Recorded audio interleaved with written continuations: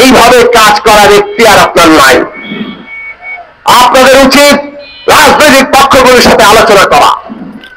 এই মুহূর্তের কাজ বিচার, সংস্কার এবং নির্বাচন। এই তিনটে কাজকে সুস্পষ্টকরণ করেন, সুস্পষ্ট রোডম্যাপ দেন এবং তার মধ্য দিয়ে বাংলাদেশের মানুষকে ঐক্যবদ্ধ করেন। তারপরে আমরা ঠিক করতে পারবো আমাদের উন্নতির জন্য আর কি কি প্রয়োজন, এবং আমরা যেগুলিতে জনগণ একমত হয় আপনাদের সরকারকে আমরা পূর্ণ সহযোগিতা করব।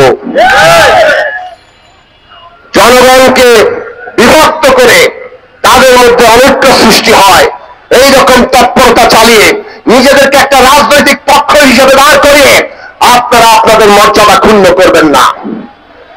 বন্ধুগণ, আবার এই সমাবেশ থেকে আমরা গত 50 বছর ধরে মৌলানা ভাসানী লং মার্চ আমাদেরকে যে পথ দেখিয়েছে, এই দেশের মানুষের মুক্তি, প্রাণ প্রকৃতির মুক্তি এবং আমাদের দেশের স্বাধীনতা সার্বভৌমত্ব রক্ষা করা, এই তিনকে এক সূত্রে গঠিত করে বাংলাদেশের জনগণকে ঐক্যবদ্ধ করে গণসংহতি আন্দোলন তার এগিয়ে চলাকে আরো সুদৃঢ় করবে এবং আগামী দিনে জনগণের স্বার্থ রক্ষায় যে কোনো রকম আত্মত্যাগ করার জন্য আমরা প্রস্তুত আছি। সেই লড়াই আমরা চালিয়ে যাব। আপনাদের সবাইকে সেই লড়াইয়ে অংশ নেওয়ার আহ্বান জানিয়ে এই সমাবেশ শেষ করছি। যারা উপস্থিত হয়েছেন আবারও তাদেরকে ধন্যবাদ।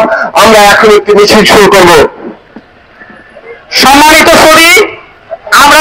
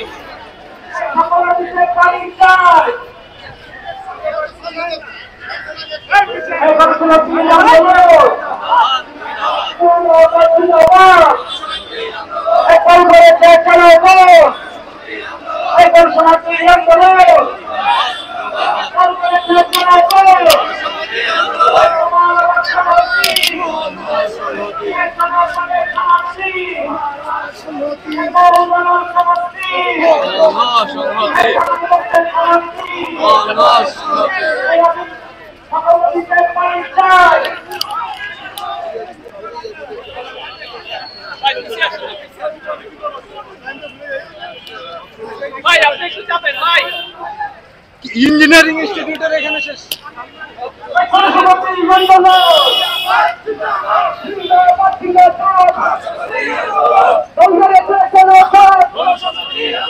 Gracias.